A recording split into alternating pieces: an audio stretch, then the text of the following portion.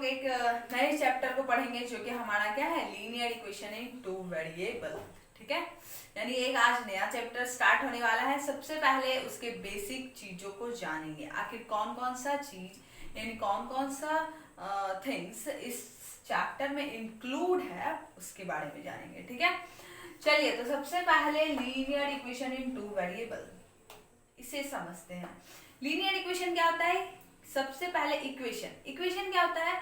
Normally statement of equality होता है, यानी कि इसमें क्या होते हैं, किसी भी चीज को हम अगर इक्वल कर रहे हैं तो वो हमारा इक्वेशन कहलाता है। ठीक है, लीनियर इक्वेशन क्या होता है? वैसा इक्वेशन जिसमें कि सारे टर्म का यानी जितने भी वेरिएबल है उसका जो पावर होता है वो हमारा 1 होता है। ठीक है, क्लियर हो गया होगा। यानी कि जैसे कि हम लीनियर पॉलिनोमियल या क्वाड्रेटिक पॉलिनोमियल इन सभी के बारे में पढ़ते हैं, तो नॉर्मली लीनियर इक्वेशन जो होता है उसमें उस टर्म का जो एक्सपोनेंट होता है, सारे टर्म का एक्सपोनेंट जो होता है वो 1 रहना चाहिए। ठीक है, चलिए आगे दिया हुआ है इन टू वेरिएबल। वेरिएबल के बारे में जानते हैं। वेरिएबल क्या होता है?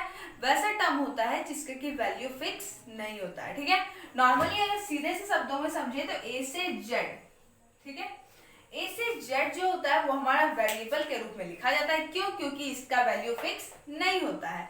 ठीक है, एक और कांस्टेंट टर्म होता है, कांस्टेंट टर्म। कांस्टेंट में क्या होता है कि वैल्यू फिक्स होती है, -2, 5, यानी इसकी वैल्यू हमें पता है कि ये -2 है, ये 5 है, लेकिन इसमें पता नहीं है कि ए की वैल्यू क्या है, 1 है, 2 है, 3 है या ऐसे भी। ठीक है, यानी कि linear equation in two variable में क्या होता है, इस चैप्टर में हमारा लीनियर इक्वेशन लिया जाता है और उसमें जो वेरिएबल होते हैं वो हमारे 2 वेरिएबल होते हैं। ठीक है, जैसे कि लेते हैं 3x plus 2y is equals to 5। ठीक है, अब देखा जाए तो सबसे पहले ये लीनियर इक्वेशन है क्योंकि हर टर्म का क्या है, एक्सपोनेंट जो है हमारा 1 है। ठीक है, आगे 2 वेरिएबल यहाँ दिया गया है, एक x एक y।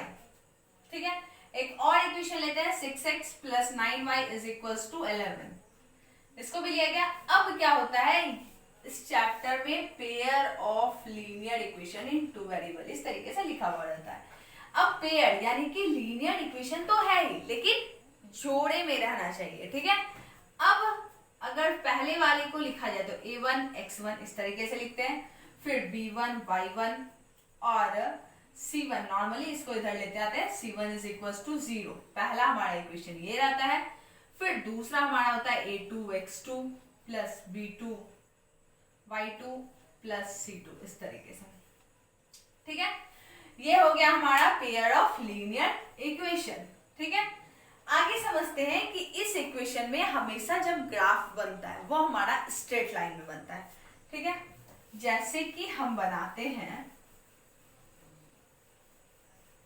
किसी भी चीज का, इस तरीके से कार्टेशियन प्लेन ले लेते हैं, ग्राफ किसी भी तरीके से बन सकता है, ऐसे ऐसे पैरेलल लाइन भी बन सकता है, कोइंसिडेंट भी हो सकता है, किसी भी तरीके से हो सकता है। ठीक है, नॉर्मली हमेशा स्ट्रेट लाइन में ही ग्राफ बनेगा। अब नेक्स्ट टॉपिक हमारा क्या है, कंसिस्टेंट और इनकंसिस्टेंट।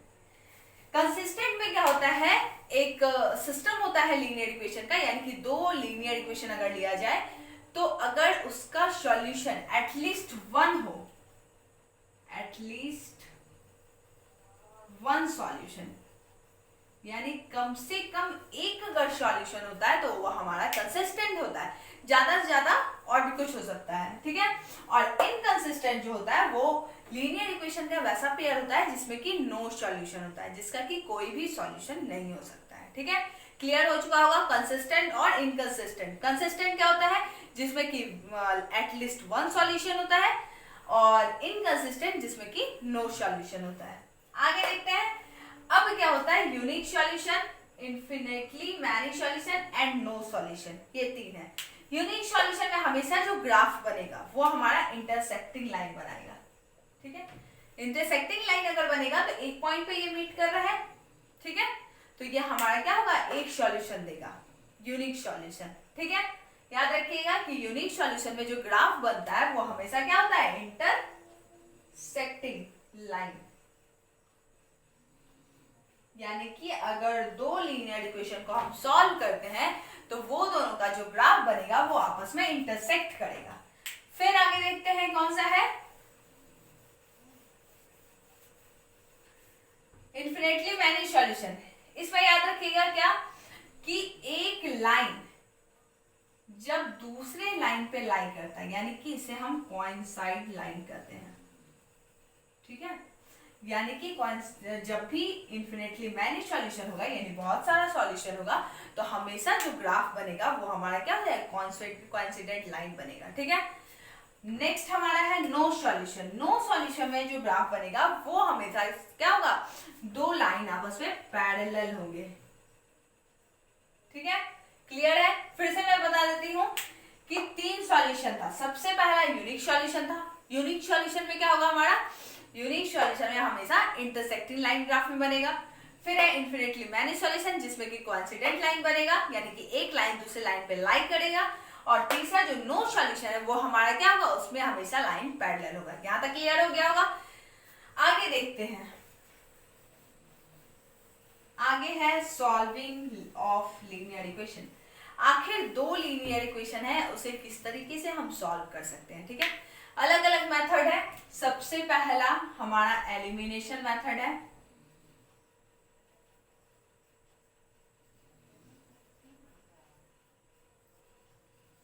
सेकेंड अगर लिया जाए सब्स्टिट्यूशन,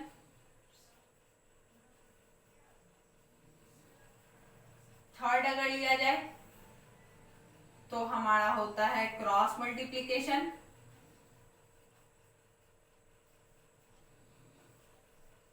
फोर्थ अगर लिया जाए तो हमारा होता है कंपैरिजन, और एक साइड रिडक्शन होता है, रिड्यूस करके बनाया जाता है, ठीक है। नॉर्मली इन तीनों का यूज ज्यादातर होता है, ठीक है। एलिमिनेशन मेथड, सब्स्टिट्यूशन मेथड और क्रॉस मल्टीप्लिकेशन मेथड, ठीक है। कंपैरिजन मेथड और रिडक्शन मेथड भी यूज किया जाता है, लेकिन नॉर्मली इन दोनों का यूज ज्यादातर होता है, ठीक है। सबसे पहला जो एलिमिनेशन मेथड होता है, इसमें क्या होता है कि जैसे 2x + 4y = 5 लिए, 9x + 8y = 6 लिए, तो इसमें क्या किया जाता है कि 2 वेरिएबल वाला टर्म है, एक x वाला है एक y वाला है, किसी भी एक टर्म को क्या करते हैं, एलिमिनेट कर देते हैं, ठीक है। यानी कि दोनों को इक्वल करके, यानी किसी भी एक टर्म को, जैसे यहाँ 2 है हमारा, यहाँ 9 है, ठीक है। 9 को हम क्या करते हैं 2 से मल्टीप्लाई कर देते हैं, और इसे 2 को 9 से कर देते हैं, दोनों आपस में इक्वल हो जाएगा। तो ये टर्म को हम क्या करेंगे, एलिमिनेट कर देंगे। जैसे ही हम एक टर्म को एलिमिनेट करेंगे तो दूसरे की वैल्यू आ जाएगी, और आने के बाद क्या होगा, नॉर्मली हमारा जो सॉल्यूशन है वो निकल जाएगा, ठीक है। आगे सब्स्टिट्यूशन मेथड। सब्स्टिट्यूशन मेथड से क्या किया जाता है, सब्स्टिट्यूट कर दिया जाता है। क्या, तो किसी एक इक्वेशन से किसी एक वेरिएबल की वैल्यू निकाल ली जाती है।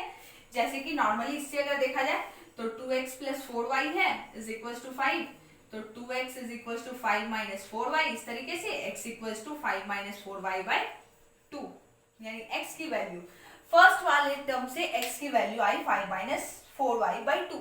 अब जो पहले वाले टर्म का वैल्यू आया है यानी x का, वो दूसरे वाले के x पे सब्स्टिट्यूट कर दिया जाता है, पुट कर दिया जाता है, और फाइनली जो लास्ट टर्म बचता है यानी y हमारा उस चीज से क्या होता है, निकल जाता है, ठीक है। नॉर्मली याद रखना है, सब्स्टिट्यूशन वाले में क्या किया जाता है, किसी एक टर्म की वैल्यू निकाली जाती है किसी एक इक्वेशन से, और दूसरे इक्वेशन पे पुट कर दिया जाता है, ठीक है। आगे क्रॉस मल्टीप्लिकेशन में क्या होता है, मल्टीप्लाई करके, क्रॉस में मल्टीप्लाई करके बनाया जाता है, ठीक है। चलिए, तो आज बेसिक चीज बताया गया है। सबसे पहला पेयर ऑफ लीनियर इक्वेशन क्या होता है। नॉर्मली लीनियर इक्वेशन का वह पेयर यानी जोड़ा जिसमें कि क्या हो, दो वेरिएबल हो, कोई भी हो सकता है, ए बी हो सकता है, एक्स वाई हो सकता है, डब्ल्यू जेड हो सकता है, कुछ भी हो सकता है। फिर आगे बताया गया था कंसिस्टेंट और इनकंसिस्टेंट। कंसिस्टेंट में बताया गया था कि वैसा लीनियर इक्वेशन का पेयर जिसमें कि क्या हो, एटलीस्ट 1 सॉल्यूशन हो, और इनकंसिस्टेंट में बताया गया था कि जिसमें कि नो सॉल्यूशन हो। यूनिक सॉल्यूशन में बताया गया था कि जो ग्राफ बनेगा हमेशा क्या बनेगा, इंटरसेक्टिंग लाइन बनेगा। फिर इन्फिनिटली मैनी सॉल्यूशन में कॉन्सिडेंट लाइन, और नो सॉल्यूशन में पैरेलल लाइन हमेशा, ठीक है, समानांतर रेखा। आगे सॉल्विंग करने के लिए 5 मेथड बताया गया। नॉर्मली जो एनसीईआरटी में है वो हमारा 3 यूज किया गया है, एक एलिमिनेशन, सब्स्टिट्यूशन और क्रॉस मल्टीप्लिकेशन, ठीक है। चलिए, आज बेसिक चीज जितने भी थे इस चैप्टर में वो मैं बता चुकी हूँ। आगे नेक्स्ट वीडियो में इसे कंटिन्यू करके आगे किसी नेक्स्ट टॉपिक पे के बारे में मैं बताऊंगी। आज के लिए इतना ही।